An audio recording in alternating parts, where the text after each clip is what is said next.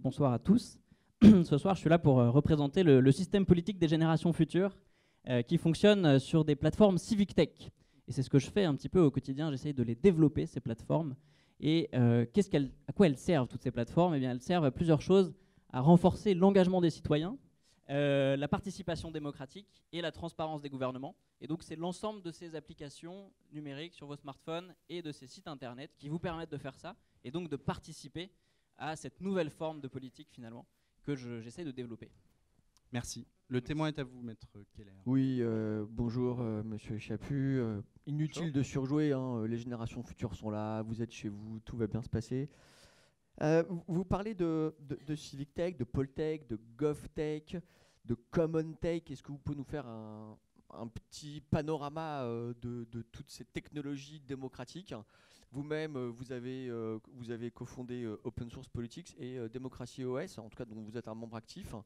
Voilà, est-ce que au-delà du fantasme sur la Civic Tech, on peut revenir concrètement sur la manière dont justement ça peut transcender le clivage gauche-droite? Alors, je vais essayer de vous donner des exemples assez précis à chaque fois. Il y a un vocable général qui s'appelle la Civic Tech, qui a remplacé dans notre description de tous ces phénomènes le mot de e-démocratie. Et donc la Civic Tech, c'est des plateformes qui permettent de mieux vous informer en tant que citoyen, de vous mobiliser sur des élections, de choisir des représentants qui sont un petit peu différents, de prendre des décisions en ligne et d'évaluer après l'impact de ces décisions. Et donc pour ça, il y a des outils assez différents. Tout ce qui vient du gouvernement, finalement, des institutions elles-mêmes, c'est ce qu'on peut appeler de la GovTech. Ensuite, il y a tout ce qui concerne la vie politique, donc les partis qui vous sollicitent, et ce sera le cas juste après moi. Vous recevez des mails dédiés, des mails ciblés, de la campagne de marketing finalement, et ça c'est de la Poltech. Et enfin la Civic Tech au sens réel et noble un petit peu du terme, ce que moi j'appelle la Common Tech, ce serait des mouvements citoyens qui émergent grâce à des outils numériques et qui transforment réellement le monde politique en partant de ce constat très simple qu'aujourd'hui on vit au XXIe siècle, tout a été bouleversé par le numérique. Et finalement, on doit se contenter en tant que citoyen d'institutions qui, elles, n'ont pas bougé depuis le 19e siècle. C'est toujours globalement les mêmes fonctionnements, les mêmes élections, parfois les mêmes partis. Et tout leur travail au quotidien est fondé sur le papier. Ça date du 15e siècle. Et donc, on a forcément un moyen aujourd'hui de se réapproprier tout ça. Et c'est ce que la Civic Tech propose de faire. Alors, quand on parle de Common Tech, donc on est bien sur quelque chose d'englobant, donc de commun. Dans quelle mesure les bénéficiaires ou les utilisateurs de ces mouvements ne sont ni de gauche ni de droite, et quelles sont leurs aspirations? Les aspirations, c'est de transformer la manière dont on peut intervenir en tant que citoyen dans la vie politique, dans le jeu politique. Il faut partir de l'idée que finalement on est tous égaux, et c'est ce qu'on nous a toujours appris, mais que dans le système politique actuel, on n'est pas si égaux que ça. Ceux qui accèdent aux responsabilités, ceux qui ont leur place à la table des décisions, c'est pas vraiment vous, c'est pas vraiment nous, c'est pas vraiment les jeunes, c'est pas vraiment les femmes, c'est des gens qui font des carrières politiques. Et tout cet enjeu-là, il peut être transformé par des outils. Et donc, ces outils, finalement, ils rassemblent cette envie de l'ensemble des citoyens de participer différemment. Et là où, par contre, il y a des distinctions, c'est sur les choix techniques qui sont faits. Et donc, quand on parle de Common Tech, c'est qu'on a des outils en commun qui ne sont pas des outils créés par une nouvelle entreprise pour emmagasiner des données, décider, orienter vos décisions, etc. Mais des outils qu'on appelle open source, c'est-à-dire que leur code est disponible et que n'importe qui d'entre vous, avec son association, avec son nouveau mouvement politique, sur son territoire, peut lancer des dynamiques, peut participer, peut contribuer à la création d'un code et donc des plateformes qui dépassent finalement des intérêts très particuliers et qui servent donc le bien commun. Alors, est-ce que les gens les jeunes en particulier, les nouvelles générations qui utilisent ce type de technologie d'engagement politique, viennent d'anciens mouvements politiques et en sont déçus, ou bien a-t-on affaire à des générations spontanées, des gens qui n'avaient jamais pris cet engagement dans leur propre vie? Je vais aller dans votre sens, monsieur le procureur. Effectivement, vous faites bien. Pour l'instant. Je vais dans votre sens. Effectivement, il y a beaucoup de gens qui ne se reconnaissent plus dans le système politique. Et ça, c'est pas un scoop. Je pense qu'on doit pouvoir tous se mettre d'accord ici ce soir. Et finalement, c'est ni tellement la faute de Nicolas Sarkozy, ni tellement la faute de François Hollande. ça dépasse le cadre français, c'est visible partout dans le monde. Il y a aujourd'hui des règles du jeu qu'il faut changer.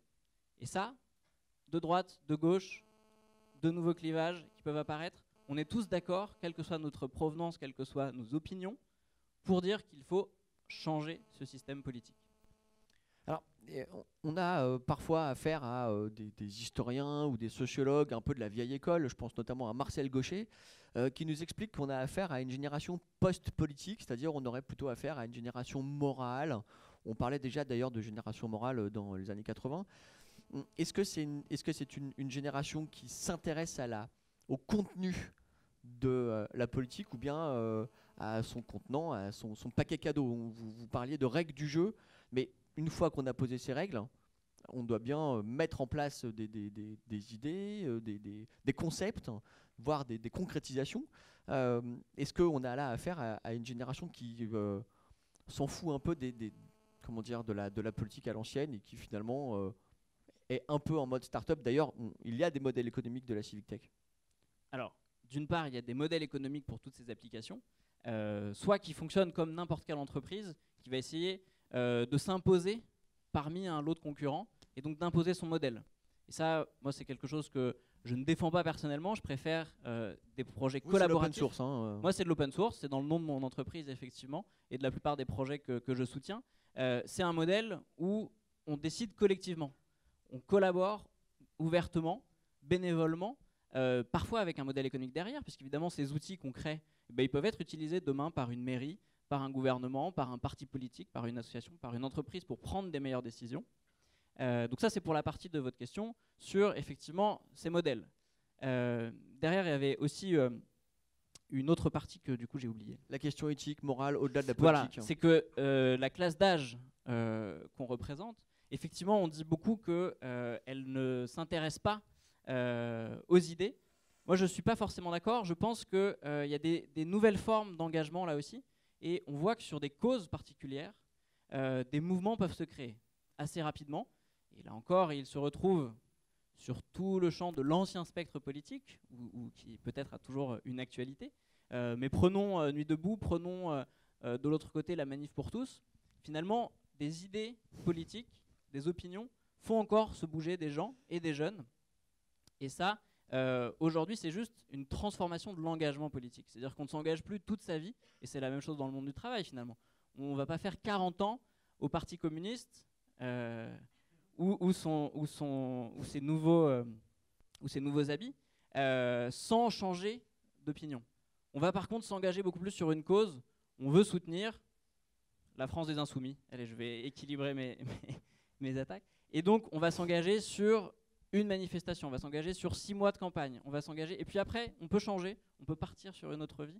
Et donc, moi, je pense que c'est juste qu'il faut trouver les détonateurs aujourd'hui pour que cette jeunesse oriente sa volonté d'engagement vers des choix concrets et des politiques sur le terrain. J'ai une dernière question, Monsieur le Président. Une dernière. Juste, vous savez, dans la primaire de gauche, on demande aux candidats de répondre par un oui ou par un non, donc je vais faire le test avec vous. Si vous étiez juré ce soir et si on devait vous poser la question, faut-il ressusciter le clivage gauche-droite? Vous diriez plutôt oui ou plutôt non? En un mot, oui ou non? C'est l'inverse du ni oui ni non en fait. Je dirais plutôt oui, mais. Ok, donc oui. Merci, plus de questions, Monsieur le Président. Merci à vous. Merci, Maître Keller. Témoin est à Maître vous. Edin, avocat de la défense, le témoin est à vous. Ouais, mais je suis encore un peu choqué par la dernière question qui est un manque de déontologie. Enfin, en même temps, avec Maître Keller, ça ne me surprend pas. On avait dit pas de coup bas. Pas un coup bas. Non, moi j'aurais une seule question sur laquelle on va rebondir un petit peu. C'est est-ce que vous pouvez expliquer cette espèce d'oxymore de neutralité de la technologie? Alors, ça rejoint ma réponse précédente, c'est qu'effectivement, dans tout ce que je vous ai présenté et dans ce mouvement des Civic Tech, on a un peu ce discours très présent, finalement que les outils apportent une solution nouvelle et qu'en tant que tels, les outils sont neutres, sont transparents, sont participatifs, sont inclusifs. En fait, c'est beaucoup plus compliqué que ça. Et l'actualité politique, finalement, nous a déjà donné des illustrations de ça, du fait qu'un algorithme, ça a un sens, ça prend des décisions pour nous. Et derrière un algorithme, jusqu'à l'heure d'aujourd'hui, demain ce sera des robots qui les créeront, mais pour l'instant c'est des êtres humains qui codent ces algorithmes, et ils viennent avec leurs propres biais. Et donc quand Facebook décide de ne pas discriminer les articles qui contiennent des fausses informations, bah, du coup c'est une décision très politique. Quand un dispositif met à égalité des opinions, ou au contraire en sélectionne certaines parce qu'elles ont été plus soutenues par tel groupe, ou etc., etc. Du coup, il y a des choix, des arbitrages qui sont faits par la technique. Et du coup, moi, je ne pense pas du tout que le solutionnisme soit une réponse à tout. C'est-à-dire cette idée que la technologie, parce qu'on va l'apporter, parce qu'on va l'améliorer, va être la solution magique à tous nos problèmes. Et qu'au contraire, il faut déjà orienter cette technologie. Et d'autre part, il faut aussi la connecter avec la réalité du terrain. Parce que pour l'instant, et je pense qu'on va avoir l'occasion de rebondir là-dessus, mais pour l'instant, bah, les gens qui sont touchés par ces technologies sont très très très marginaux, très minoritaires. Peut-être qu'il y en a beaucoup parmi nous ce soir, mais ça doit nous poser cette question. Qui sommes-nous vraiment pour définir ce modèle comme l'avenir, alors qu'une grosse partie de la population n'a pas encore accès à ces outils et ne les utilise pas? Qu'est-ce qu'on fait quand il y a un manquement grossier à la transparence et à l'éthique, pour reprendre les termes de Maître Keller? Je pense à une pétition en ligne sur la rénovation des institutions qui avait été proposée par une jeune femme qui avait atteint 200 000 à 300 000 soutiens, qui depuis se retrouve porte-parole d'Emmanuel Macron, et évidemment elle a récupéré l'ensemble des datas. C'est un peu malheureux là, non? Alors c'est pire que ça, c'est qu'elle n'a pas récupéré l'ensemble des datas. Les datas, elles appartiennent toujours à change.org, la plateforme sur laquelle elle a lancé sa pétition, et elle ne peut pas vraiment les extraire, ces datas. Elle peut toujours utiliser change.org pour envoyer des messages aux personnes qui ont signé la pétition. Ce qu'elle n'a pas manqué de faire, j'en ai reçu plein. Ce qu'elle n'a pas manqué de faire. Après, justement, ça c'est tout l'enjeu de la protection des données, de la revente aussi des données. Ça encore, c'est un système où elle a réussi à collecter des données. On voit, et peut-être avez-vous vu cette vidéo de DataGull cette semaine, qui montre comment fonctionne la politique des algorithmes aujourd'hui, notamment aux États-Unis, mais je sais que des nouveaux mouvements en France ont utilisé les mêmes techniques. C'est qu'aujourd'hui, on peut agglomérer, on peut racheter l'ensemble des bases de données qui contiennent finalement toutes les informations personnelles sur vos vies, vos achats, vos pratiques sur les réseaux sociaux, vos dernières vacances, votre activité professionnelle, etc. Et après, on peut cibler très précisément les messages qui vont vous être envoyés. Et donc, vous pourrez faire le test avec même vos voisins, vos amis. Vous n'allez pas recevoir le même mail que les autres. Et ça, du coup, évidemment, c'est un peu fait à l'insu de votre plein gré. Et du coup, il y a un ciblage sur les données. Et ces données, aujourd'hui, elles ne sont pas forcément, c'est pas déjà très transparent, et puis elles ne sont pas forcément très protégées. Et donc ça, c'est tout un enjeu aussi à travers ce qu'on a appelé les common tech tout à l'heure, c'est-à-dire des plateformes qui sont ouvertes, où les participants, les citoyens, peuvent savoir, avec un peu de connaissances techniques évidemment, comment sont traitées les données une fois qu'elles passent à la moulinette de l'application. Ben là, du coup, vous reprenez un peu du pouvoir sur vos données. Autrement, du coup, vous allez juste être cantonné à une cible, une catégorie. Je ne sais pas si vous avez déjà fait ces exercices, mais Facebook, Google nous mettent dans des catégories publicitaires, et on sait quel âge vous avez, à peu près quelles sont vos pratiques, quels sont vos centres d'intérêt, et du coup, vous pouvez recevoir de la pub ciblée. Ça s'applique à la politique. Alors normalement, la publicité politique est interdite en France, mais vous y répondrez. Mais il y a une appli de Civic Tech qui se développe très fortement et qui se présente comme neutre, comme toute citoyenne, partant du bas, bottom-up, etc. S'appelle make.org, on peut faire un peu de publicité. Et donc elle se propose parfaitement neutre, et puis elle a pris des partenariats avec des médias parfaitement neutres, comme BFM, et elle pose des questions parfaitement neutres, comme y a-t-il trop de fonctionnaires en France? Monsieur Edin, Maître Edin, quelle est votre question? Qu'est-ce qui se passe? Non mais faites pas l'innocent, on ne peut pas s'attaquer comme ça brutalement brutalement au capitalisme. Poursuivez. S'il vous plaît, C'était pas brutal. Maître Edin, quelle est votre question? Mais donc, avec des médias très neutres comme BFM et des questions très neutres comme y a-t-il trop de fonctionnaires, paye trop ton impôt, est-ce que vous pensez vraiment que leur définition de la neutralité est perçue comme ça par tous ceux qui utilisent la plateforme, ou est-ce qu'il y a un petit risque de biais cognitif? Ben, je pense qu'il y a un biais, et le problème c'est que les gens qui vont répondre à ces questions ne le voient pas forcément.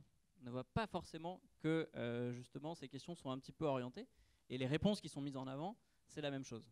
Ensuite, on a d'autres systèmes, finalement. On a aussi beaucoup d'applications qui aujourd'hui permettent de faire remonter des propositions des citoyens. Et là, du coup, c'est beaucoup plus libre, à condition que l'algorithme ne trafique pas non plus ces données-là. Mais il y a aujourd'hui des plateformes qui vous permettent de proposer de manière libre, contributive, des idées, et si l'intelligence collective les valorise, du coup elles vont permettre de remonter et donc d'enrichir le débat public. Et dans ce cadre-là, la Civic Tech a vraiment un sens. Le seul enjeu, c'est de savoir qui derrière participe réellement sur ces plateformes. Je crois que ce sera un petit peu le mot de la fin. Voilà. Mais il n'y a pas une petite question sur droite ou gauche, je ne voulais pas non plus poser la même question. En tout cas, ce que je veux dire en conclusion, pour répondre à la question, c'est que la Civic Tech, elle met en lumière finalement des nouveaux clivages qui sont aujourd'hui très pertinents, et je pense que d'autres après moi les citeront, mais qui a toujours cette question quand même et elle a un impact politique de ce qu'on veut faire réellement avec les outils numériques. Est-ce qu'on veut simplement faire du micro-sondage en permanence et derrière exploiter les données, les revendre, les absorber, ou au contraire, est-ce qu'on veut que ces outils permettent finalement aux citoyens de s'organiser, quel que soit leur territoire, leurs opinions et leurs forces, et du coup de permettre de toucher plus de monde grâce à ces outils. Et donc c'est une certaine forme de renouveau du clivage entre des mouvements réellement ascendants, et donc que moi j'aurais tendance à qualifier plutôt de gauche et un peu porté vers une construction collective, ou au contraire simplement des usages un peu commerciaux de nos données. Voilà. Merci Maître Hédin, merci Valentin Chaput. Asseyez-vous sur scène.